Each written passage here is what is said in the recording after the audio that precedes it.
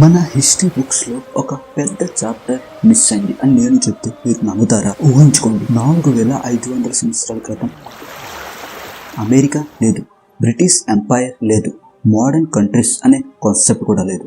కానీ India Coast లో ఒక సిటీ ఉంది. ఒక ఆర్డినరీ సిటీ కాదు, సముద్రాన్ని అర్థం చేసుకున్న సిటీ. ఆ సిటీ పేరు లోథల్. అక్కడ బిల్డ్ చేసిన డాక్ చాలా మంది హిస్టోరియన్స్ ప్రకారం ప్రపంచంలో తెలిసిన వరల్డ్స్ ఫస్ట్ టిడిల్ డాక్. అంటే సముద్ర అలలు ఎలా వస్తాయో, వాటర్ లెవెల్ ఎలా మారుతుందో, షిప్స్ ఎలా సేఫ్ గా యాంకర్ చేయాలో మన ఇంజనీర్స్ కి 4500 సంవత్సరాల ముందు తెలుసు. క్వశ్చన్ ఏంటంటే, స్కూల్స్ లో ఇది ఎందుకు ఎప్పుడు మనకు చెప్పలేదు? ఎందుకు మన ఇమాజినేషన్ లో ఇండియన్స్ అంటే ల్యాండ్ సివిలైజేషన్ అనే ఉంటుంది? ఎందుకు సముద్రం గురించి ఆల్మోస్ట్ ఏమీ గుర్తుండదు? ఎందుకంటే ఇది ఒక పోర్ట్ స్టోరీ కాదు, ఇది ఒక సివిలైజేషన్ స్టోరీ. ఒక సివిలైజేషన్ వేల సంవత్సరాల పాటు సముద్రాన్ని ట్రేడ్ హైవే లాగా యూజ్ చేస్తుంది. ఒక సివిలైజేషన్ మిడిల్ ఈస్ట్ నుంచి రోమన్ ఎంపైర్ వరకు ట్రేడ్ చేసింది. తరువాత ఒక రాజు వచ్చాడు, అతను షిప్స్ ని బిజినెస్ గురించి కాదు, వార్ కోసం పంపించాడు. ఇది ఇండియన్ మెరిటైమ్ హిస్టరీ స్టోరీ కాదు, ఇది మన హిస్టరీలో మర్చిపోయిన ఒక చాప్టర్. ఈ రోజు 4500 సంవత్సరాలు జర్నీలో ఇండియా ఓషన్స్ తో ఎలా కనెక్ట్ అయ్యిందో, ఎలా వరల్డ్స్ గ్రేటెస్ట్ మెరిటైమ్ సివిలైజేషన్స్ లో ఒకటిగా ఎదిగిందో, మరి ఆ స్టోరీ ఎందుకు మన టెక్స్ట్ బుక్స్ నుంచి మాయమైందో ఎవిడెన్స్ తో స్టెప్ బై స్టెప్ చూద్దాం. మీరు ఇప్పుడు నేను చెప్పబోయే ప్లేస్ కి టైం ట్రావెల్ చేసి వెళ్తున్నట్టు అనుకోండి. ఇయర్ దాదాపుగా 2500 BCE, అంటే 4500 సంవత్సరాల ముందు. Present day Gujarat. మన ముందు ఒక సందడిగా ఉన్న నగరం. రోడ్స్ ఉన్నాయి, వర్క్ షాప్స్ ఉన్నాయి, వ్యాపారులు ఉన్నాయి, షిప్స్ రెడీగా ఉన్నాయి. ఇది ఒక ఆర్డినరీ విలేజ్ కాదు, ఇది లోథల్. హిస్టరీలో లోథల్ ని స్పెషల్ గా మార్చింది దాని సైజ్ కాదు, దాని ఇంజనీరింగ్. ఆర్కియాలజిస్ట్స్ డిస్కవర్ చేసిన ఒక పెద్ద బ్రిక్ స్ట్రక్చర్ ని చాలా మంది హిస్టోరియన్స్ సముద్రపు అలులని కంట్రోల్ చేసే ప్రపంచంలోనే మొదటి ఇంజనీర్డ్ డాక్యార్డ్ అని డిస్క్రైబ్ చేస్తారు. క్వశ్చన్ 4500 సంవత్సరాల క్రితం మోడర్న్ మిషన్స్ లేవు, కంక్రీట్ లేదు, కంప్యూటర్స్ లేవు, కానీ సముద్రపు అలల్ని కాల్కులేట్ చేసి షిప్స్ ని సేఫ్ గా యాంకర్ చేయడానికి ఒక డాక్ ఎలా డిజైన్ చేశారు. అది లోథల్ బ్రిలియన్స్. సముద్రపు ఊపు వచ్చినప్పుడు షిప్స్ డాక్ లోపలికి వస్తాయి. సముద్రపు తూగు అయినా కూడా వాటర్ మేనేజ్మెంట్ సిస్టమ్ వల్ల షిప్స్ సేఫ్ గా ఉంటాయి అని రీసెర్చర్స్ బిలీవ్ చేస్తారు. అంటే నేచర్ ని అపోజ్ చేయలేదు, నేచర్ ని అర్థం చేసుకొని ఇంజనీరింగ్ ని బిల్డ్ చేశారు. కానీ ఒక డాక్ బిల్డ్ చేయడం మాత్రం సరిపోదు. క్వశ్చన్ ఏంటంటే, ఆ షిప్స్ ఎక్కడికి వెళ్తున్నాయి? ట్రేడ్ ఎవరితో చేస్తున్నారు? ఆన్సర్ మన ఇమాజినేషన్ కన్నా చాలా పెద్దది. ఎందుకంటే లోథల్ స్టోరీ గుజరాత్ తో ఎండ్ అవ్వదు, అది మెసోపోటేమియా వరకు వెళ్తుంది. అండ్ అక్కడే మన నెక్స్ట్ ఎవిడెన్స్ స్టార్ట్ అవుతుంది. లోథల్ నుంచి ఒక మెర్చెంట్ షిప్ జర్నీ స్టార్ట్ చేసింది. కార్గో మొత్తం ready, beautiful beads, cotton fabrics, ivory crafts, precious stones. ఈ షిప్ ఎక్కడికి వెళ్తుంది? జస్ట్ నెక్స్ట్ సిటీ కాదు, కొన్ని వేల కిలోమీటర్స్ దూరం అరేబియన్ సముద్రాన్ని క్రాస్ చేసి పర్షియన్ గల్ఫ్ రీచ్ అయి మెసోపోటేమియా వరకు. ఇప్పుడు ఇంట్రెస్టింగ్ పార్ట్ వినండి.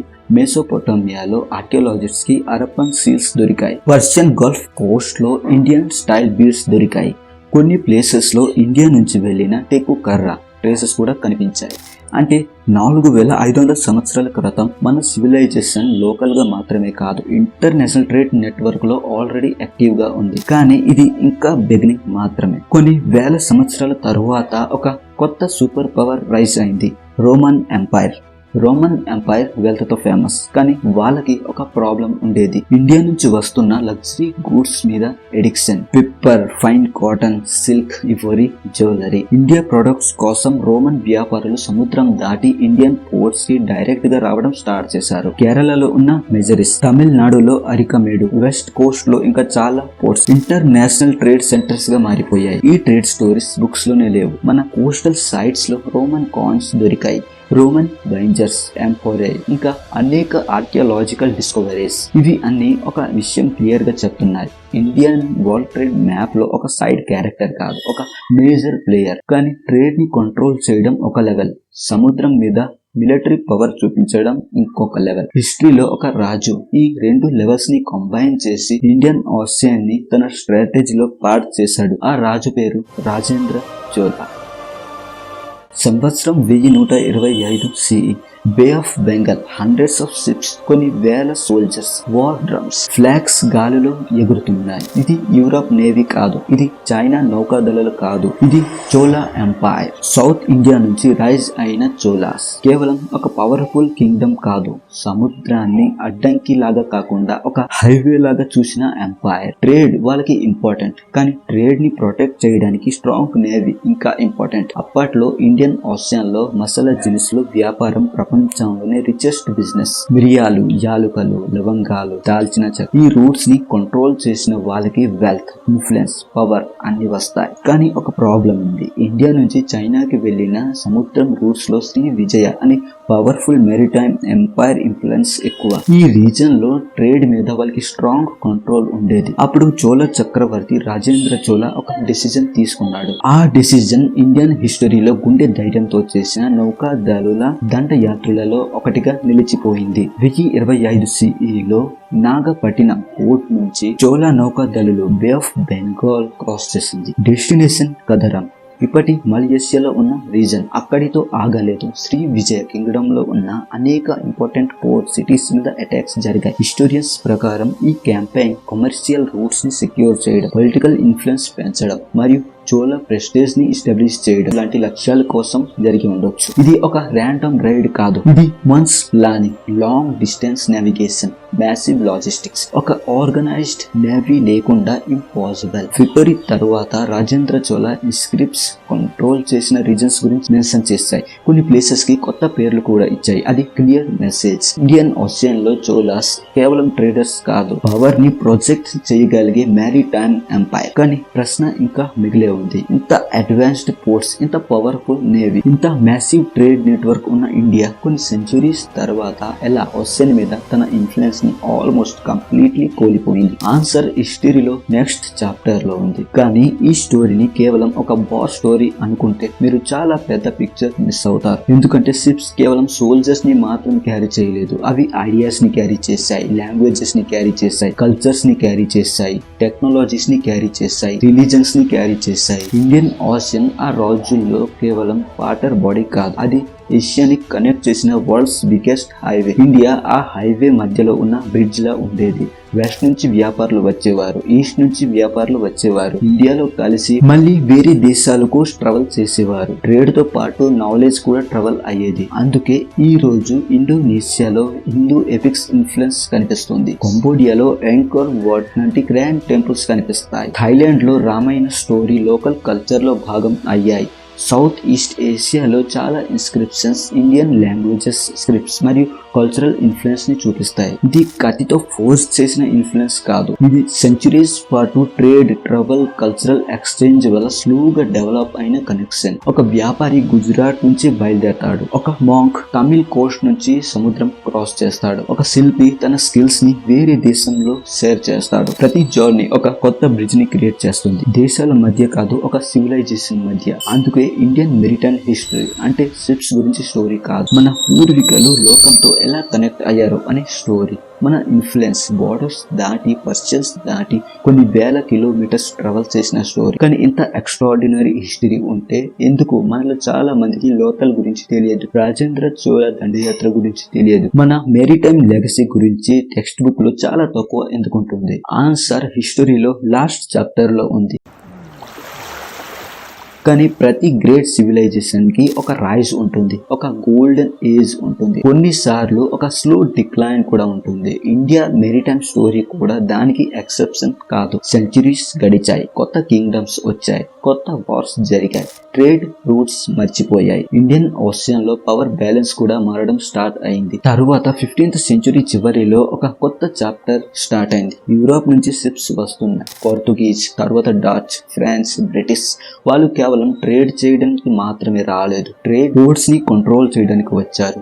బిజినెస్ ని పొలిటికల్ పవర్ గా మార్చడానికి వచ్చారు. మెల్లగా సెంచురీస్ గా బిల్డ్ అయిన ఇండిజినస్ మ్యారిటైమ్ నెట్వర్క్స్ వీక్ అవడం స్టార్ట్ అయ్యాయి. ఇండియన్ మెర్చెంట్స్ ఇన్ఫ్లుయెన్స్ తగ్గింది. లోకల్ నేవీస్ బలహీనపడ్డాయి. గ్లోబల్ ట్రేడ్ రూల్స్ వేరే వాళ్ళకి డిసైడ్ అవ్వడం మొదలైంది. కానీ స్టోరీ అక్కడే కంప్లీట్ అవ్వలేదు. ఇంకో ఇంట్రెస్టింగ్ చేంజ్ జరిగింది. హిస్టరీని రాసిన వాళ్ళు మారిపోయారు. కొలోనియల్ పీరియడ్ లో రాసిన చాలా హిస్టారికల్ అకౌంట్స్ ఇండియాని ఎక్కువ ల్యాండ్ సివిలైజేషన్ పర్స్పెక్టివ్ లోనే డిస్క్రైబ్ చేశారు. Sea trade, local sailors, regional ports, maritime achievements ఇవన్నీ చాలా తక్కువ అటెన్షన్ పొందాయి. అంటే మన మ్యారిటైమ్ హిస్టరీ పూర్తిగా కనపడకుండా అయిపోయింది అని కాదు, అది హిస్టరీలో సైడ్ నోట్ గా మిగిలిపోయింది. హిస్టరీకి ఒక మంచి హ్యాబిట్ ఉంది, అది ఫర్ ఎవర్ దాచిపెట్టాలి. ప్రతి ఎక్స్కవేషన్, ప్రతి ఇన్స్క్రిప్షన్, ప్రతి ఏన్షియంట్ కాయిన్, ప్రతి స్టోన్ యాంకర్, ప్రతి ఆర్కియలాజికల్ డిస్కవర్ మన పాస్ట్ గురించి ఒక కొత్త క్లూ ఇస్తుంది. అందుకే ఇవాళ హిస్టోరియన్స్, ఆర్కియాలజిస్ట్స్, రీసెర్చర్స్ లోతల నుంచి చోళ ఇన్స్క్రిప్షన్స్ వరకు మళ్ళీ ఆ ఫర్గోటన్ పీసెస్ ని కనెక్ట్ చేస్తున్నారు. క్వశ్చన్ ఇప్పుడు ఇది కాదు, ఇండియాకి గ్రేట్ మెరిటైమ్ హిస్టరీ ఉందా? ఎవిడెన్స్ చాలా వరకు మన ముందే ఉన్నాయి. అసలు క్వశ్చన్ ఏంటంటే మన జనరేషన్ ఆ హిస్టరీని మళ్ళీ గుర్తు పెట్టుకుంటుందా, లేకపోతే మరోసారి మర్చిపోతుందా? హిస్టరీలో కొన్ని స్టోరీస్ టైం తో డిసపియర్ అయిపోయినట్టు అనిపిస్తాయి, కానీ ట్రూత్ కి ఒక స్పెషల్ క్వాలిటీ ఉంది, అది ఎప్పటికైనా మళ్ళీ బయటకు వస్తుంది. ఇవాళ ఆర్కియాలజిస్ట్స్, హిస్టోరియన్స్, రీసెర్చర్స్ ఓల్డ్ ఇన్స్క్రిప్షన్స్ ని డీకోడ్ చేస్తున్నారు. ఏన్షియంట్ పోర్ట్స్ ని ఎక్స్కవేట్ చేస్తున్నారు. కొన్ని వేల సంవత్సరాల ఓల్డ్ ట్రేడ్ రూట్స్ ని మళ్ళీ మ్యాప్ చేస్తున్నారు. ప్రతి డిస్కవరీ ఒక కొత్త స్టోరీ చెప్పట్లేదు, ఆల్రెడీ ఉన్న స్టోరీనే మళ్ళీ గుర్తు చేస్తుంది. Lothal dock, Harappan trade, Roman connections, Rajendra Chola సముద్ర దండయాత్ర ఇవి లెజెండ్స్ కావు, ఇవి ఎవిడెన్స్ తో సపోర్ట్ అయిన మన హిస్టరీలో చాప్టర్స్. చాలా సంవత్సరాల పాటు మన అటెన్షన్ నుంచి దూరం అయిన చాప్టర్స్. హిస్టరీని మార్చడం మన చేతుల్లో ఉండకపోవచ్చు, కానీ హిస్టరీని మళ్ళీ చదవడం, హిస్టరీని అర్థం చేసుకోవడం మన చేతిలో ఉంది. ఎందుకంటే ఒక సివిలైజేషన్ గ్రేట్నెస్ అది ఎంత రిచ్ ఉందో కాదు, ఎంత పవర్ఫుల్ ఉందో కాదు, తన పాస్ట్ నుంచి ఎంత నేర్చుకుంటుందో అదే డిసైడ్ చేస్తుంది. సముద్రం మన పూర్వీకులకి బౌండరీ కాదు, ఆపర్చునిటీ, కనెక్షన్, డిస్కవరీ. ఆ ఆలోచన ఇప్పటికీ ఇన్స్పైర్ చేయగలదు. సో నెక్స్ట్ టైం మీరు ఇండియన్ ఓషియన్ మ్యాప్ చూసినప్పుడు కేవలం నీళ్ళు మాత్రమే చూడకండి, ఒక 4500 స్టోరీని చూడండి. కాల గర్భంలో కలిసిపోయిన చరిత్రని గుర్తు చేసుకోండి. ఎందుకంటే హిస్టరీ మనం గుర్తు పెట్టుకున్నప్పుడే బ్రతుకుతుంది. జై హింద్.